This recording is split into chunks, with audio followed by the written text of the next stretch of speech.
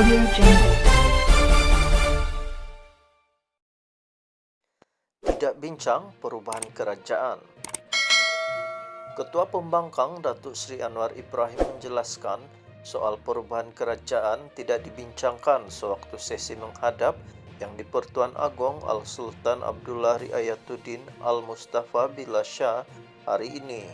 Sebaliknya, Presiden PKR itu berkata beliau mengutarakan pandangannya berkenaan kesan COVID-19, kewajaran parlimen bersidang dan proklamasi darurat yang tidak perlu diteruskan. Katanya Al-Sultan Abdullah juga berlapang dada mendengar semua pandangan dan beliau turut menyediakan laporan dan kertas kajian kepada Baginda untuk pertimbangan.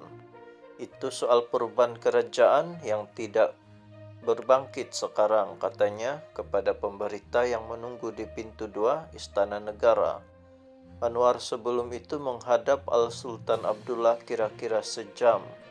Anwar yang juga ahli parlimen Port Dickson berkata beliau terharu dengan kearifan Sri Paduka terhadap perkembangan semasa berkaitan pandemik COVID-19 selepas mendapat pandangan pelbagai pihak termasuk anggota Majlis Sains Pertubuhan Kesihatan Sedunia WHO Profesor Datuk Dr. Adibah Kamarul Zaman.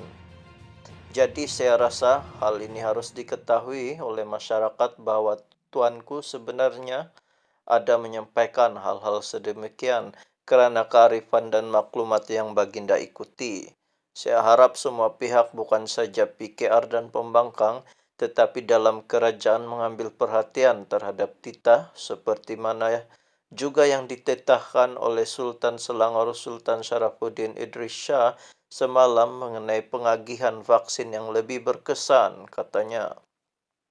Mengenai darurat, Anwar berkata beliau menyampaikan pandangan bahawa ia menyebabkan kerugian kepada negara, tidak membantu menangani COVID-19 selain menjejaskan ekonomi terutama rakyat di peringkat bawahan.